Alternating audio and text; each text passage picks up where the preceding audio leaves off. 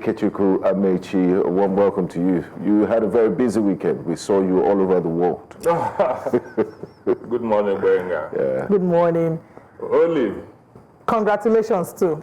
Shining as ever. Thank you very much, and congratulations to us again. To in case you are us. just tuning in, we won the fastest growing broadcast station of the year. Let's quickly just chip that in before we start newspaper. All right, let's begin with the Nigerian Tribune. On the front page of the Nigerian Tribune, SDP, Sule Lamido tackles El Rufai. If PDP is struggling today, it is still the party that nurtured El Rufai. If he claims PDP is dead, then he must remember that it is the party that gave him the political foundation. Whatever he has achieved today, PDP made it possible.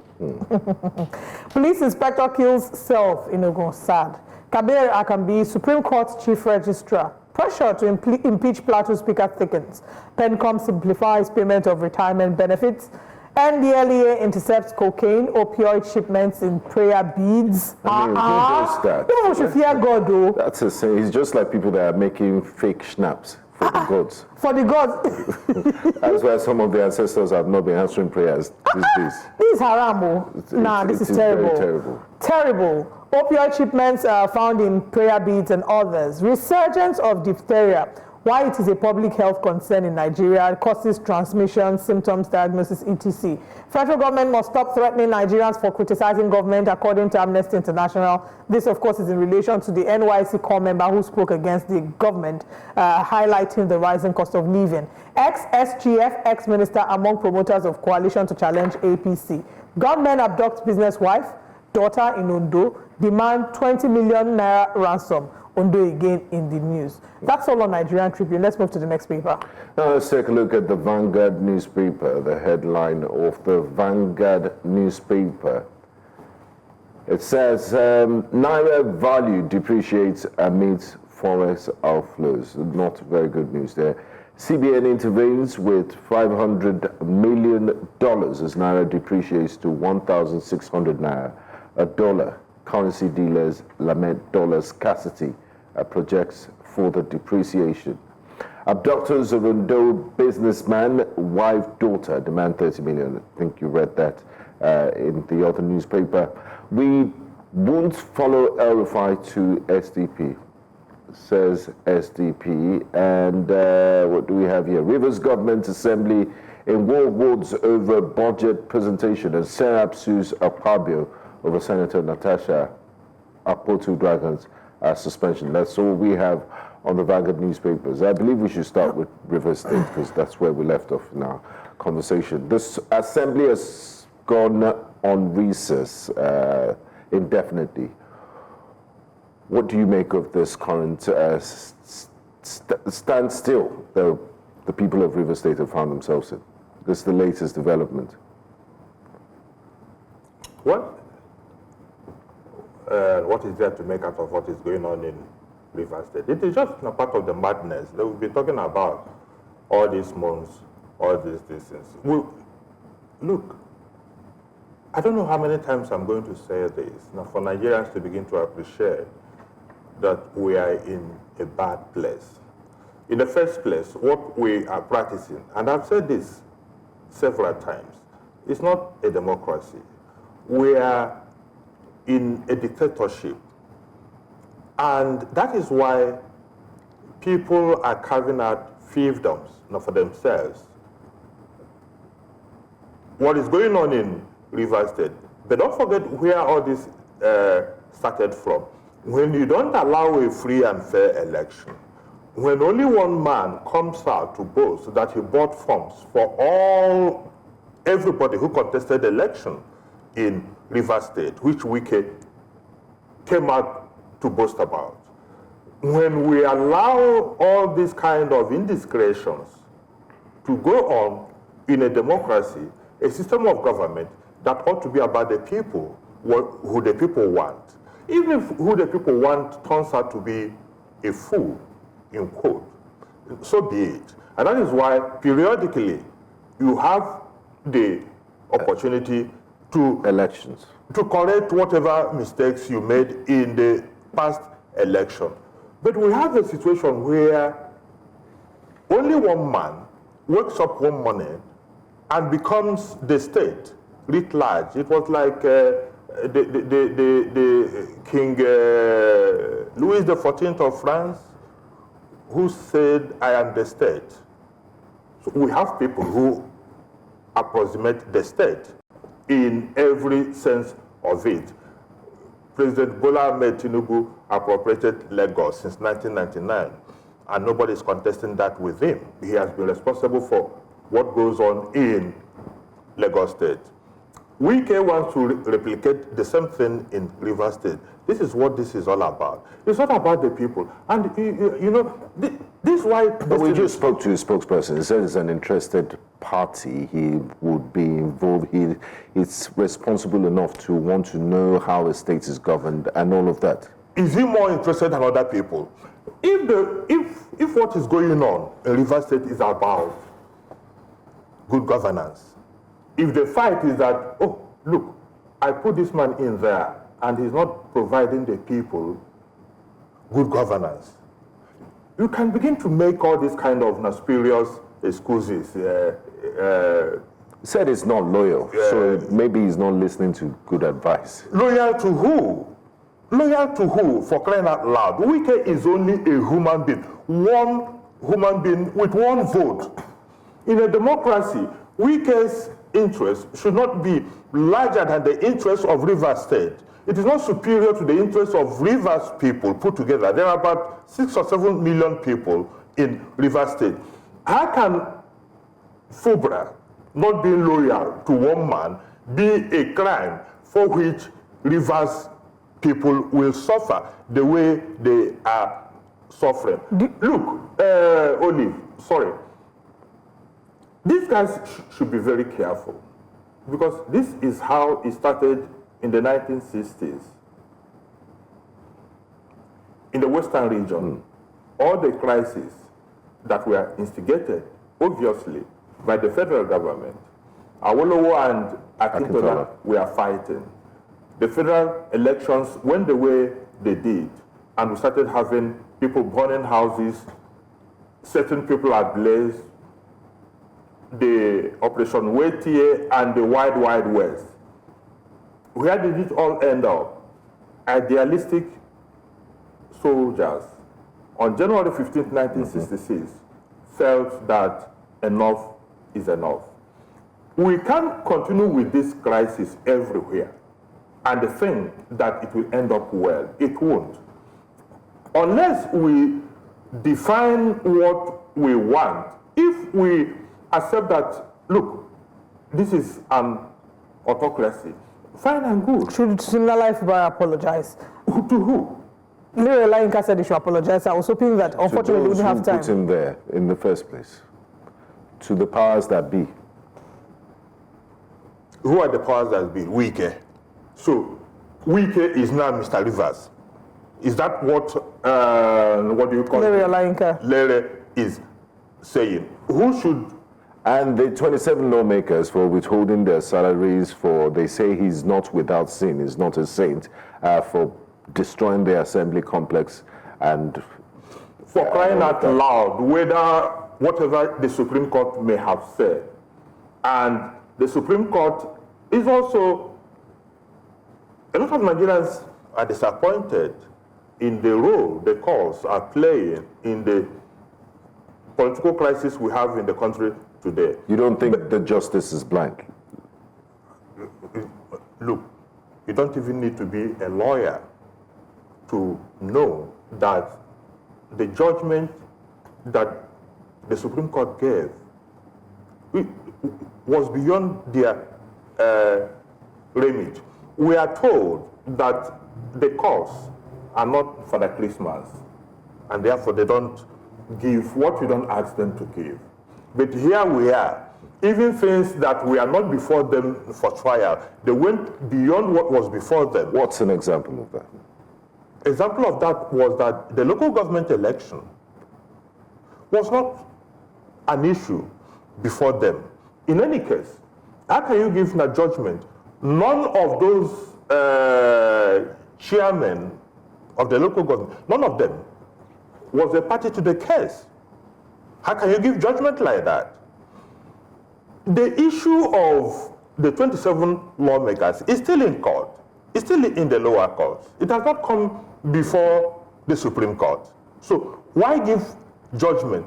And look, that the Supreme Court is now saying, redefining what it means to defect from a political party and who determines whether somebody has defected. It is unfortunate, Gwenga. Look, we continue playing with all these things and think that might is right. Might may be right today, but we are destroying a system, we are destroying a country. Nothing is going on in Rivers State. And all these things are being done in permutation. And that is why even the president is not blameless. Why do you say that? Because he knows what the issues are. Look, this is a president who summoned all the Warren parties sometime last year. And there was an agreement that was signed. An agreement that many people felt then and still feel today was against the governor. But the guy had to eat the humble pie, came back, and started implementing. He withdrew the case in court, which was part of the agreement that was reached. Even the president, Supreme Court is saying that these people did not defect. Remember the comment the president made there? The president said that a father does not reject children, that the 27 lawmakers defected into his party, and how will it sound if he rejects them? So even the president admitted that these people defected to APC. And now the Supreme Court says no.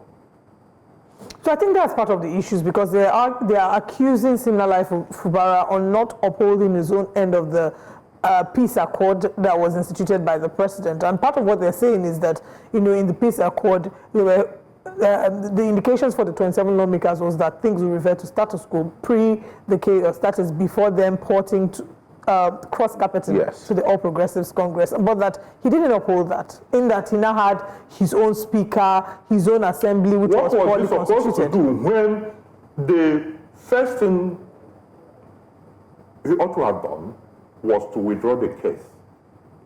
And all the parties were to withdraw their cases. He did. The other party didn't. Instead, they doubled down, which is part of the judgment that the Supreme Court, that ought to know, gave, that the man withdrew his case. And they knew quite well why he withdrew the case. Look, we can't continue playing politics with the fate and the future of Nigeria. If they set Rivers State ablaze, Nigerians know who to hold responsible. Who is that? Wike. Okay, let's quickly move away from Rivers State. I want us to talk about what's happening with the NYSC. The top of the Nigerian Tribune says, federal government must stop threatening Nigerians for criticizing government, according to Amnesty International. And we know that why they're saying this is because of the young woman who is an NYSC core member, and she's criticized the government. She's called President Bola A Tinubu terrible, talked about the rising cost of living. So now it has sparked up an argument. Some people are in support of her. Some people have criticized her, said that as long as she's an NYSC core member, she's sort of employed by the government and cannot criticize the government. Let's get your thoughts on that. How can you say that anybody employed by the government cannot criticize the government? The freedom of speech is a fundamental human right that cannot be taken away. It all boils down to what we are saying, that this government is very intolerant of criticism. We are all here when Goodluck Jonathan was president of Nigeria. Was there anything? This same Bola Tinubu called him a drunken fisherman. He was the butt of jokes, him and his wife. They called the wife a hippopotamus. There was nothing they did not say against him. When Bola Tinubu was in opposition, there was nothing, even starting from the Obasanjo era. I mean, even protests, they actively participated. There was nothing they did not do against the PDP government. There were protests everywhere. In 2012, when Jonathan removed oil subsidy, marginally, Lagos was shut down until He reversed. he reversed the policy. So, when did it become a crime for somebody to criticize the government? He said, what the government is doing. Look, and don't forget, this young lady is a Nigerian who is serving his country. This young lady, they have been promised that they are going to pay them minimum wage of 73,000, which they have not started paying up to now. I think a lot of people felt, being from a traditional African setting, for you to look at the person of the president and this youth corps using the language, using the word terrible. Maybe if she said the president's policies are terrible, it could have been more manageable. That it's un-African and it's very disrespectful. We've also had people like former President Atiku Abubakar comparing her to Hajiya Gambo Sawaba, Margaret Ekpo, politicizing and modeling the issues up. Benga, democracy is not about gerontocracy. It's not about who is old or who is not old. We are elders. Yeah. We are not practicing gerontocracy for crying out loud. We have freedom of speech. There was nothing the lady said that you can say was insulting. Even the word terrible. Terrible, yes. You're a terrible person could be used in very many ways. It is not even insulting. in football, exactly. Yeah. If your government is not delivering as it ought to deliver, you are terrible.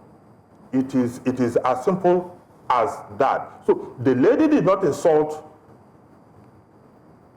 the president, and there was nothing she said that should attract this level of sanction that is being meted out to her. But we have a government that is so intolerant that even the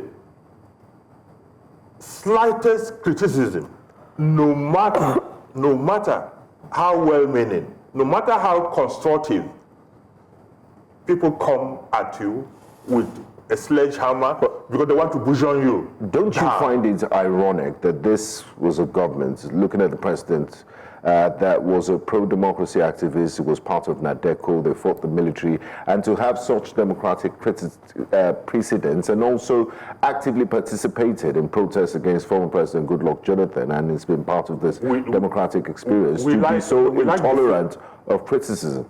We like deceiving ourselves in this country, and I've said it here without any act of apology to anybody. President Bola A Tinubu is not a Democrat. Why do you say that? He is not. All you have to do is to go and look at his records.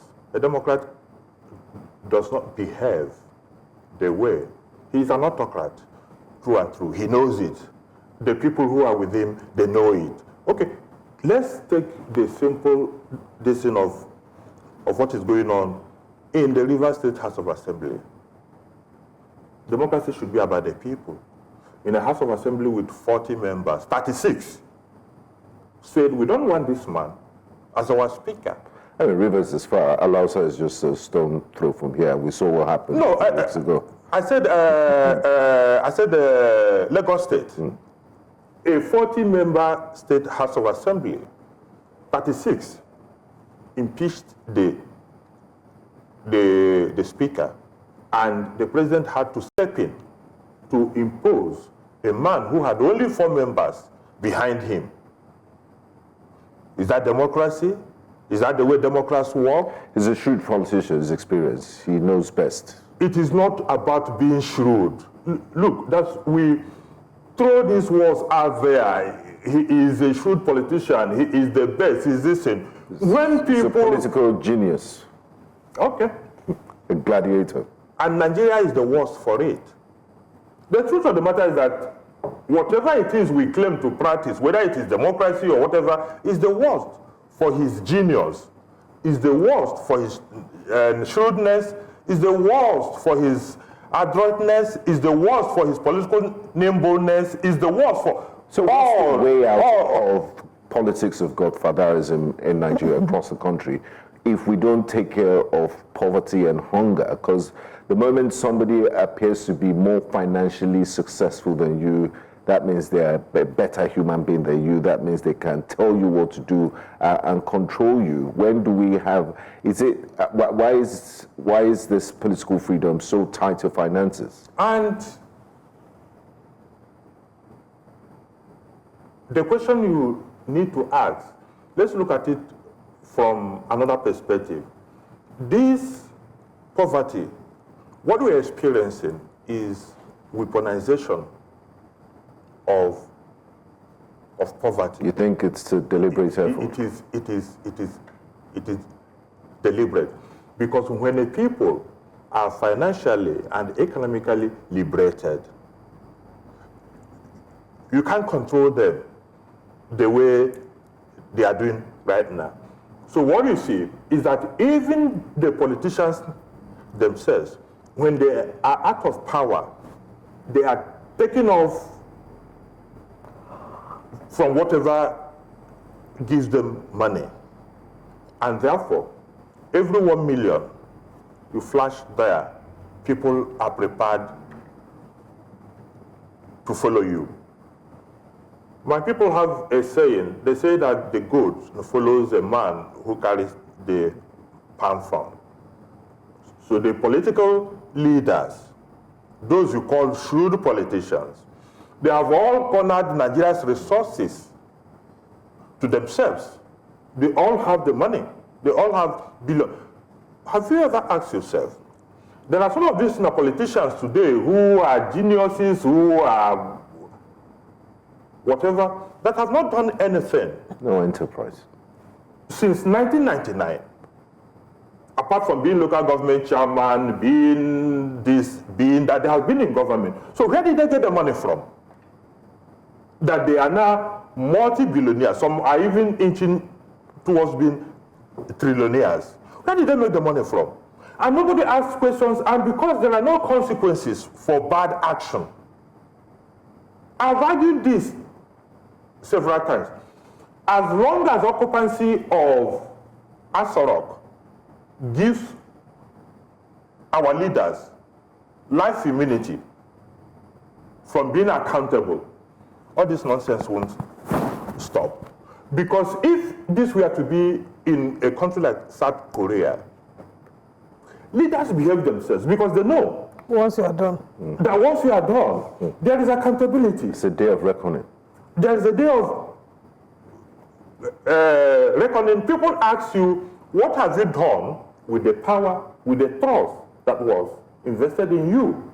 But here, you do whatever you want to do. Here we depend on heaven and nemesis. 4 years, And Shango. 4 years down the road, 8 years down the road, we are walking the streets and people know the crimes, how heinous these crimes were.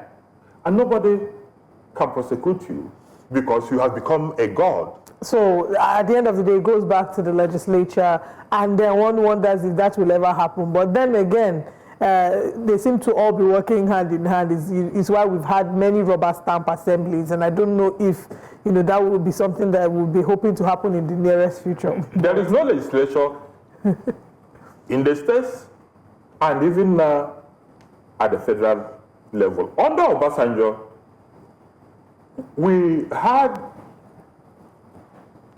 what could be likened to separation of powers. But it was friction, of powers. The first term of Buhari, we had Bukola Saraki as the Senate president, and there was a semblance of the National Assembly asserting itself. But of course, when Buhari came back for the second term and brought Ahmed Lawan, the National Assembly became a rubber stamp. And the rubber stamp has been continuing for it is even worse. All right. Today, even Akpabio said it. Akpabio led the chant for "On your mandate we shall serve." Well, in fact, Plateau House of Assembly is another conversation that I'm hoping we can have at a later date. And the judiciary has also. So now we have only one center of power, and that's the president. Right. And the presidency. There is no judiciary, there is no legislature, and we continue to have this mess. And the mess we continue to deepen until we get to such a time that something we give. Well, thank you very much. We have to wrap up now. We'll go on a break, and when we come back, we have more. Thank you, Ikechukwu Amaechi, for joining us.